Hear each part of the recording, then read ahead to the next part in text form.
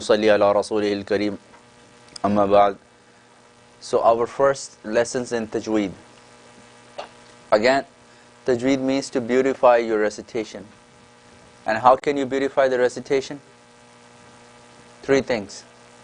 One is learning the pronunciation, learning the characteristics of the letters, and number three is lots and lots of repetition. This is very important. No matter how many rules you learn, but if you don't repeat yourself, you're not being used to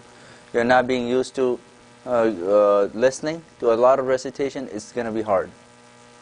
So one of the things I always tell my students, go on YouTube and find a qari that you like and listen to him, because brain does your mystery. I mean, when you listen to it over and over again, it would somehow fix in your brain, and it would become easy for you to recite. So we were learning about pronunciation of letters. Arabic letters, how many? 29. 29. And the makharijul huruf, how many? 17. Yeah, makharijul huruf 17. That there are 17 makharij, 17 points from which a letter can be pronounced, and they are kept in 5 different sections. And what are those sections? Al-Jawf, Al-Halaq, Al-Lisan, Al-Shafatan, Al-Khayshum. So Al-Jawf means empty space in the mouth and the throat. Al-Halaq, the throat. And Al-Lisan, tongue.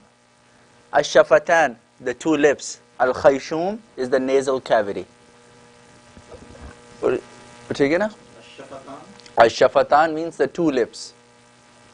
The 2 lips. Al-Shafatan. Al-Khayshum, the nasal cavity. So yesterday or last week we learned about Al-Jawf. It means the empty space in your mouth and throat, and it has only one makharaj, and that is for the letters of mad. Mad means to stretch. So the letters of mad are the letters that are responsible for stretching the sound. There are 3 sounds. There are 3 vowels. We discussed that, right? In Arabic, one is zabar, one is zair, one is pesh. A, E, U. So the letters that are responsible for stretching the sounds are alif after the zabar, ya after the zair, waw after the pesh. So someone asks you, what are the letters of mad? You're going to say, what is the letters of mad?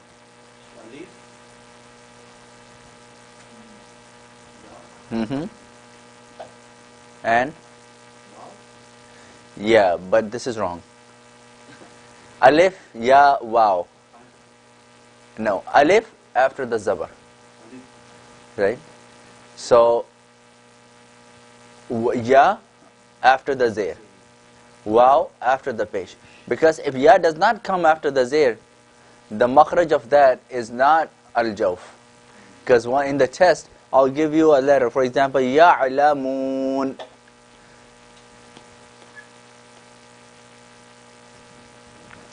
So this ya, as soon as you see ya, you're going to say the makhraj of this is al-jawf, and that would be wrong. Why? Because it is not followed by a zair, right? It is not followed by a zair. So you see the makhraj of this is not even al-jawf, right? It's not coming from the empty space. Whereas this waw, it is coming after the pesh. So when it is coming after the pesh, so this is al-jawf. Moon. See, it's also stretching the sound. Ya'lamun. It's stretching the sound, it's doing the job, and it is coming from al-jawf. So the letters of mad are 3. Alif after the zabar, ya after the zair, waw after the pesh. And the length of this would be 2 vowel counts. And I always mention this, 2 vowel counts. What is the 1 vowel count? This is decided by the reciter himself. If the reciter is going Bismillahir Rahmanir Rahim, so it's lengthier. The sound is, the 1 vowel count is this big, and 2 vowel counts is this big, right? But if someone says Bismillahir Rahmanir Rahim, 1 vowel count is this big, and 2 vowel counts is this big. So whatever was the one vowel count for the previous guy is 2 vowel counts for this guy. So it is set up by the reciter himself. He can decide, but he has to complete the recitation with that one approximation. He cannot change within the recitation. So today we are going to learn al-halaq. Al-halaq. Al-halaq basically means the throat.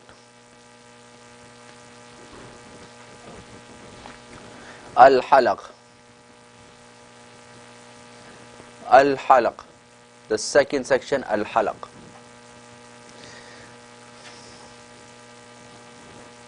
So al-halaq has makhraj, 3 makhraj. Each makhraj has 2 letters. Remember we said that one makhraj could be a makhraj for 1 letter or more than 1 letters. So al-halaq has 3 makhraj and each makhraj has 2 letters. Makhraj is a place in your mouth and throat from where the letter is pronounced. That's makhraj. So this is throat. I just drew a throat.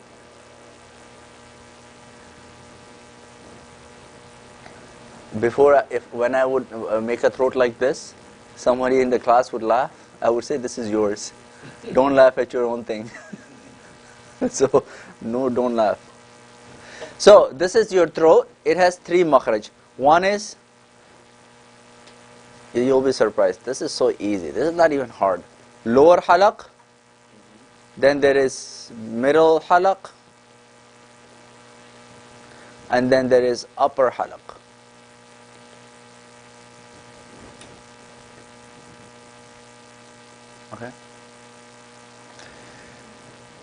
Okay, you want to make it a little bit more technical or make a little bit more hard? I mean, so you can impress. So lower halaq is basically aqsal halaq. Middle halaq is wasat al halaq. And upper halaq is adna al halaq. So if you want to have some kind of impressive language, this is what you can remember. But I don't really care about the names. It is, you should know where it is. You can call it out in any language you want. And most importantly, you need to know how to bring it in practice. That's all. So there is a lower halaq, right? Middle halaq, upper halaq. If you knew Arabic, aqsa al halaq, wasat al halaq, adna al halaq. So each one of them is a makhraj. This is a makhraj, this is a makhraj, this is a makhraj. And I said every makhraj has 2 letters. The lowest one, lower halaq, has hamza ha. Middle halaq has ayn ha. Upper halaq has ghain kha. Hamza ha, ayn ha, ghain kha. Alright, we're going to do this together. Hamza ha, ayn ha, ghain kha. Hamza ha, ayn ha, ghain kha. And you can see the shift. When you say hamza ha, it's coming from lower halaq. Hamza ha, ayn ha, it got shifted a little bit up. Ayn ha, ghain kha. Hamza ha, ayn ha, ghain kha. It gets shifted. You can feel the vibration, right? So, these are the letters, 6 letters, and they are also known as huruf halaqi. Someone says, what is huruf halaqi? Hamza ha, ayn ha, ghain kha. This should be very easy for you to come out. You should practice these things even if you are having a tea with your wife, significant other. You should be like, oh, where is my hamza ha, ayn ha, ghain kha? You have to do these weird things in your life, and this would just become your second nature. Achha. Now, one thing I have to tell you, there is 2 ways of finding out where the makhraj is, right? A test. There is like a test. For example, there is a test. Someone says, oh, is this sweet or not? You will be just like, yeah, a little bit. right? So the way to find the makhraj, how to find a makhraj? If you want to find a makhraj of, for example, ayn, you write the letter ayn, put a sukoon on it, and put a hamza behind it, and put a zabar or fatha before on it. This is a way. Write this in this form. You want to find the makhraj of ayn, right? That is your test letter. Whatever you want to write, put a sukoon on it, and then put a alif with a zabar. So when you put a alif with a zabar, it becomes a hamza. So a hamza, ayn, zabar, ah. Say it. Ah. Ah. Hamza is coming from the bottom, ayn is coming from the middle. Ah.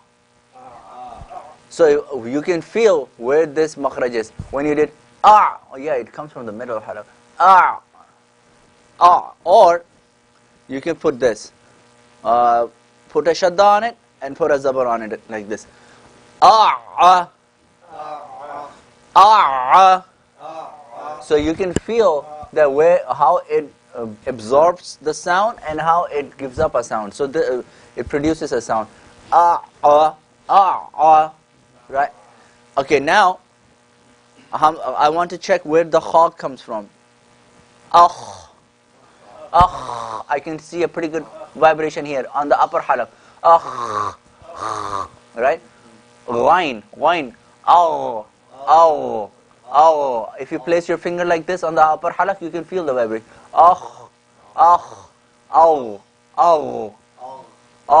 Ghain. You can feel the vibration in the top halaq, right? Yeah, above the Adam's apple. Yeah, you can feel the vibration. Come down.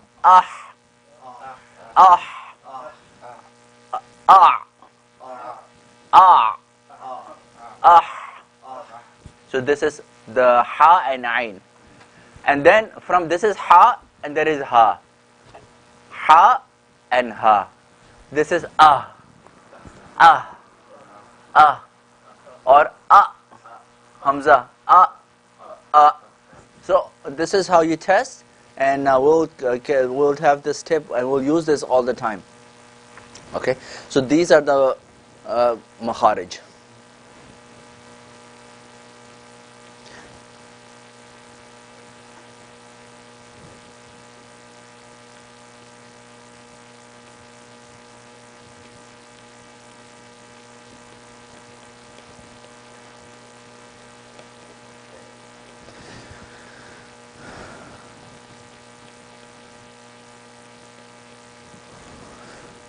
Okay. أعوذ بالله من الشيطان الرجيم. أعوذ بالله من الشيطان الرجيم. देखो, this one, this is a hamza, this is a ayn, this is a waw after pesh. So the makhraj of, you can see this three, I'll put colors on it, right? So this hamza, what is the makhraj for hamza? Lower halaq, right? Lower halaq. What is the makhraj for ayn? Middle halaq. And waw, see, this is a waw that comes after the pesh. So this is al-jawf. Basically, that means it has to come from the empty space. It's not going to touch anywhere. So, or, oo. You see how the voice gets shifted? A'u, a'udhu billahi. People who do not know the tajweed, and they think that everything has to come out of the throat to make it sound beautiful. That's wrong. And they say, A'udhu billahi. And they try to do that, thinking that this is the best way of pronouncing. Not everything comes from a throat, right? It shifts. A'udhu billahi. Lower halaq. Ayn, middle halaq. Waw comes from the jawf. It's not touching anywhere now. You release it. Now let's say it together. A'udhu billahi minash shaytanir rajim.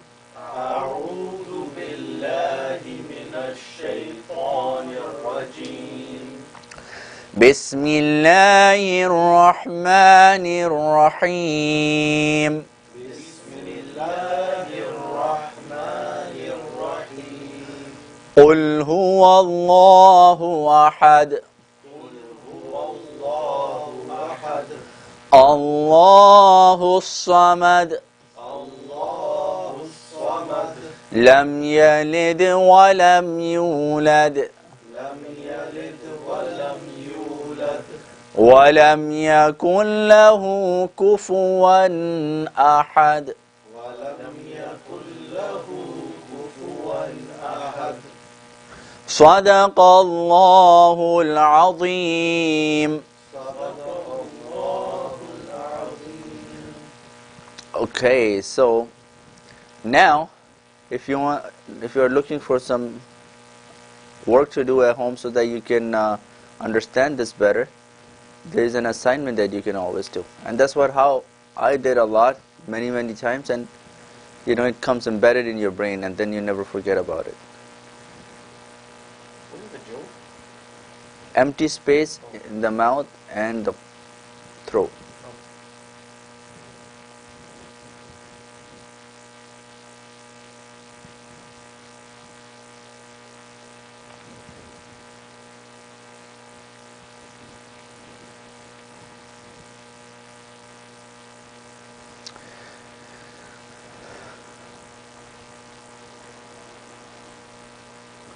Okay, so we'll take a surah like this, Surah Al-Ikhlas, for example. You can either write it down, or you can get a printout, right? So now,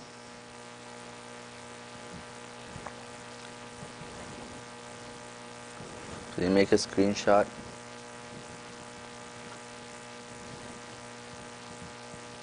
And then, 1 second.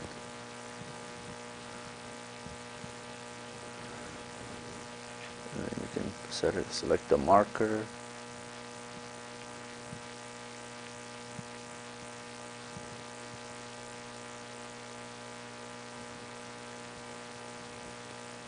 So now you can whatever makharij you can circle them and write it down.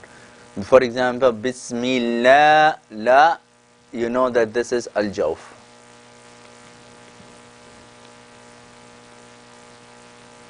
Right? And ha, you know this is lower halaq. You can just write LH. Rahman, ha is middle halaq. Mim, khada zabar, that is al-jawf. Right? And he, this ya is al-jawf, this ha is middle halaq. So you can populate this way. Right? So when you don't have to pick up a big surah, right? You have to pick up any short surah like this. Let's do this with Surah Ikhlas, right? So this is a good assignment. Then you will write this ha, you would circle ha, and you will write lower halaq, LH. This wow, you're not going to circle this. Why? This is a wow, but it is not followed by a pesh. So this is not al-jawf. Right? So you leave this alone. So when you bring the assignment back and I see that this is colored and you said this comes from al-jawf, that means you're missing something. Then this ha and Allah and ahad, hamza, all these things you can circle. So Surah Ikhlas is a good practice. It would take you like 10 minutes, but it would allow you to rethink everything and put markings on it. Numair, you think you can handle this? Sure.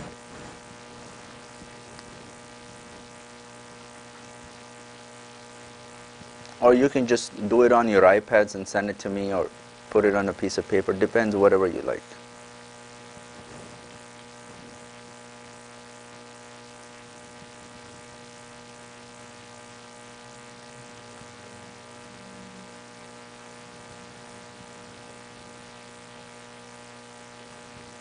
अच्छा भाई.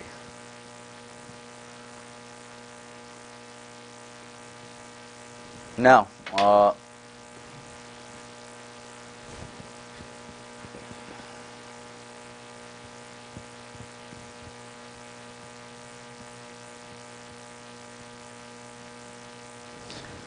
So we should break this recording over here, because then this would be a Tajweed recording, and we can put a Tafseer recording separate.